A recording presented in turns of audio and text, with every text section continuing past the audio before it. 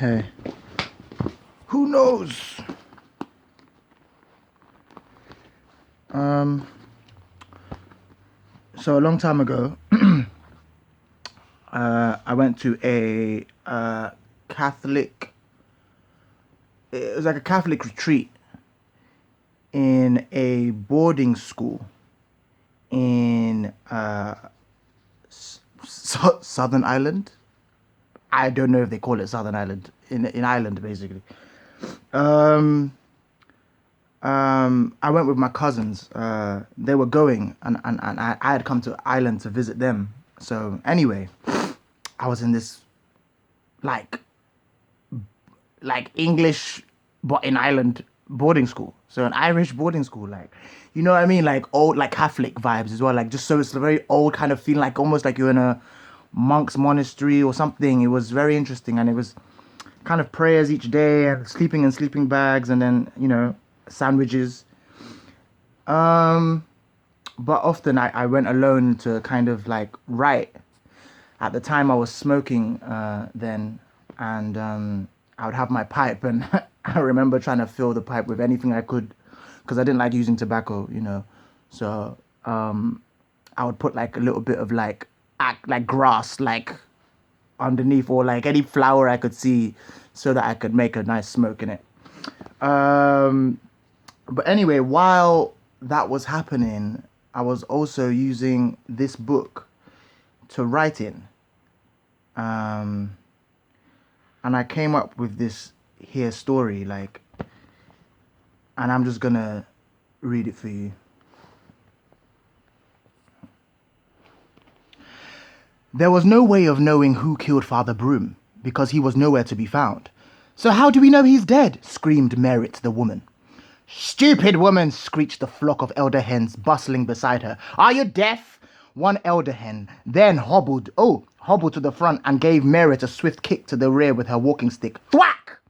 Are you deaf? She called. Did you not hear the bells toll twice, ring twice? The bells ring twice, the entire town sang at once. Thwack! Stop it! Merritt demanded, and gave the old hen a quick bump to her dome. A quick bump to her dome, cried the town, as the flock of elder hens shivered their way through the crowd. What a pity thing to occur, Merritt, said Esme and Relda, the twins of Summerstone, as they swayed cutely in their summer dresses. I know, mooed Merritt the woman. He was a good man. So why did you kill him? Yelled the mayor, though he was standing right next to Merritt. I didn't kill him, she replied. Oh, I thought you said you did. I thought we were wondering who rang the bell, said Merritt. Someone rang the bell, sang the town. Yes, cried an exasperated Merritt. You look exasperated, Merritt, the mayor mumbled as he widened his accusing eye. Oh, look, he widened his accusing eye, said someone in the town, said the town. Then there was a pause. There was a pause. And it was almost as if there were no one in the town of Summerstone. But of course, because there was no one in the town of Summerstone, because they had all gathered to the wooden pier of one longboat in Port 1. It's time we named this port, sneered the mouse woman. You're right, said the mayor. And so shall it be. He turned around, though slowly because he was fat, and faced the town. In honor of the dead, he boomed, we shall name this port Port Broom. The crowd cheered and threw up their hats. But we don't know who rang the bell, said Merritt with a moan. Stop moaning, Merritt, said the mayor without turning around, or we shall call you Moaning Merritt. And I wouldn't mind either, said Merritt over more cheers. But aren't you cold, dear? Said Farmer Wool. Would you like wool? He held out a rough bundle of grey wool. Merritt winced at the sight of it. No, thank you, she said politely as she could, said the farmer's wife from behind him. But who rang the bells? Said someone in the town, said the town. I did, said Hero. You rang the bells? Merritt asked. No, I did. I did ask, who rang the bells? We don't know who rang the bells, said the mayor, and we haven't known for years. No, Mayor, said Merritt, the bells just rang. The mayor blinked. Then we haven't known for a while, he said. What a strange day this was. And as the crowd grew silent, the lapping of water on pebbles carried on. A strange day indeed, that those of Summerstone would leave behind fork and knife, mill and well, horse and stable, brush and spade, just to attend this very, very strange day at Pier Broom. The crowd stretched as far as a child could throw a lump of cheese. Throw a lump of cheese. And they were huddled quite closely in a circular fashion around the mayor and Merit, the woman, who had clearly had enough. I've had enough, she said. This isn't getting us anywhere. Well, it got us to the pier, said the farmer's wife from behind him. What good is a pier when we still don't know who killed Father Broom? Hero was confused. But how do you know he was killed? He said gently, frowning. Because Merit confessed, said Farmer Wool. I didn't confess. Oh, I thought you did. Merit shook her head, but as she did, she caught the eye of the farmer's wife, who quickly coughed and hid behind her husband properly. Merit sighed. If we're going to find out who killed Father Broom, we're going to need to find Father Broom. Don't be ridiculous, Merit, the mayor guffawed. Broom is most probably in heaven by now. Did the bells not ring at noon?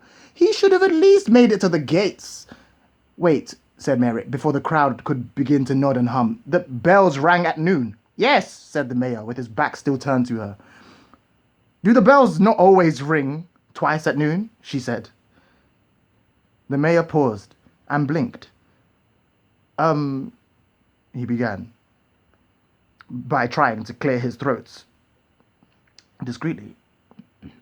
He slowly began turning around, and as he turned, the mayor made sure to smile at each person his round eyes could find, as if a smile alone would answer Merit's question.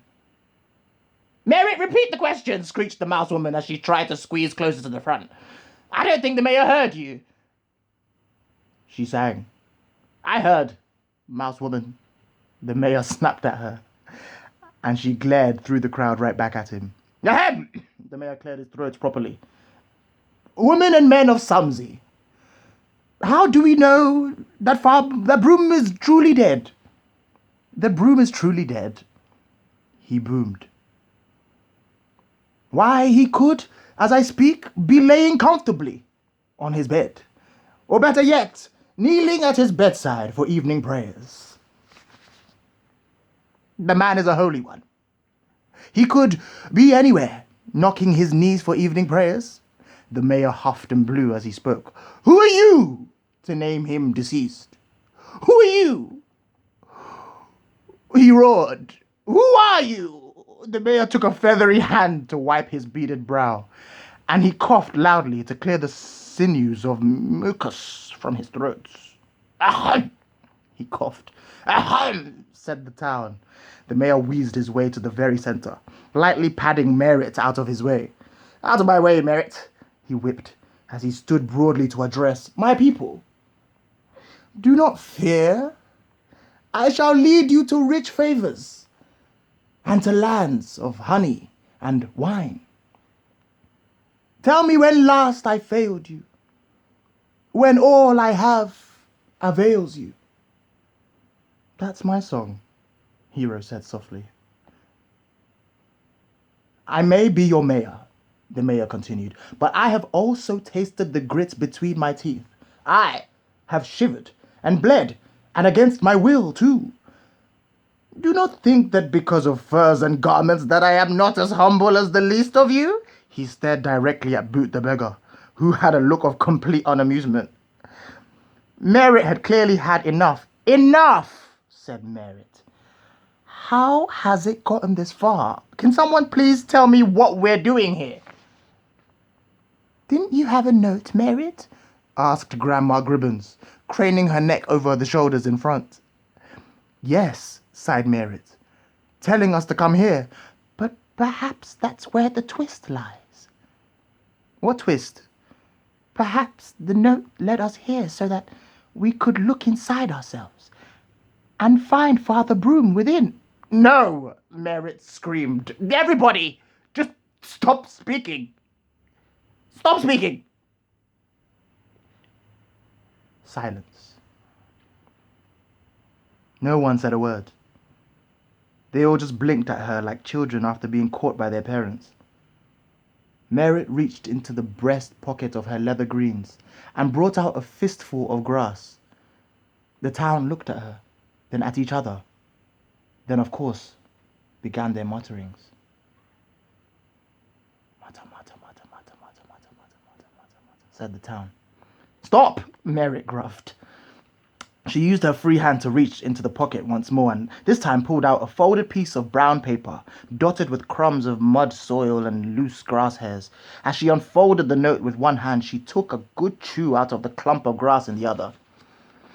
Her chews were loud and wet, as she smacked her lips and mashed the grass into a mushy green before swallowing blissfully. She hummed before scanning the note. My brothers and sisters of Summerstone, she said. I pray this finds you well. If this has somehow ended up in the hands of those that are not addressed, kindly desist in any further reading of this letter. Merritt looked up, and 100 pairs of eyes looked right back at her. Well, said the mayor. Well, said Merritt, we're not in Summerstone. I feel like the note is no longer addressed to us. Of course we're in Summerstone. No, we're not. Merritt closed one eye and squinted the other as she pointed across the crowd to the mouth of the ridge passage at the foot of the great hill. Summerstone ended right there, she said. The short mayor could, of course, not see where Merritt was pointing, so he merely gave her a sigh of a glance. Mutter, mutter, mutter, the town muttered. So wait, someone said the town. It was me, a small blonde boy pushed past hip and thigh to get through to the front. How come we've been referring to ourselves as the town if we're not actually in the town? Because we are the town, child, sneered the mouse woman. She made sure the child could see her widened eyes bearing at him through the crowd. No, he said, unnerved. We're not in the town, so we aren't the town, and we can't pretend that we are. Shut it, Welch, screamed the mouse woman. No, we're not the town, the boy defied. Of course we're the town, the mouse woman spat, as she finally wedged her tiny self between Hero and Farmer Wool. Why else would we name Port 1? Because we own it, sang Esme and Relda. No, we don't, said the boy. Oh, be quiet, you little worm, Relda said with a bite, barely turning her head to stick him with the glare she wore. The mayor rolled forward slightly. Port Broom has already been named, he yawned. Next to discuss the invention of the light bulb. The crowd groaned. Now, the mayor said, as if he were gently rocking a cradle. It's my greatest achievement to date. Should I not be proud? The ferry, said Merritt. At this hour, said the mayor. Perry's Ferries, outbound to other side at 6:01 p.m. hour. What's wrong with this hour? Said the ferryman, as the ferry slid slowly into dock. He was wearing a very woolly fleece, said Esme Lovely, and a very cloudy brow.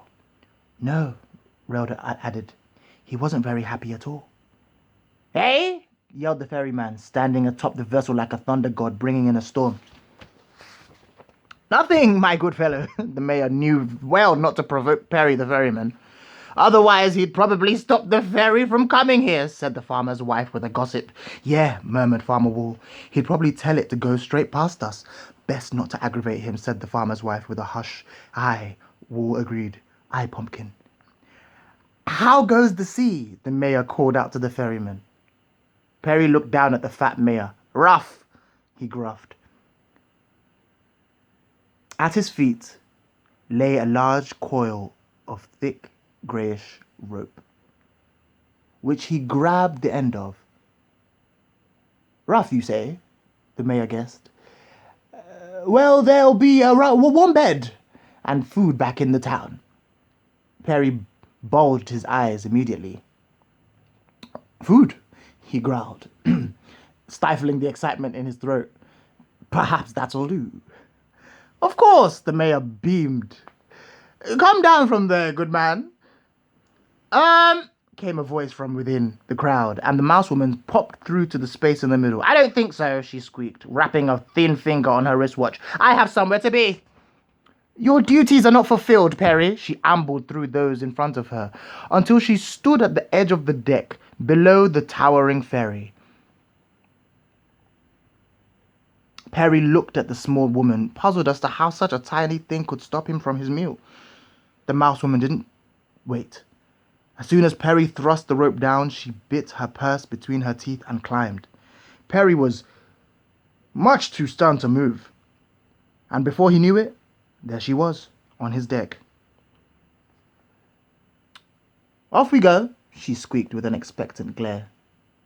Perry, still bemused, shrugged and recoiled the rope.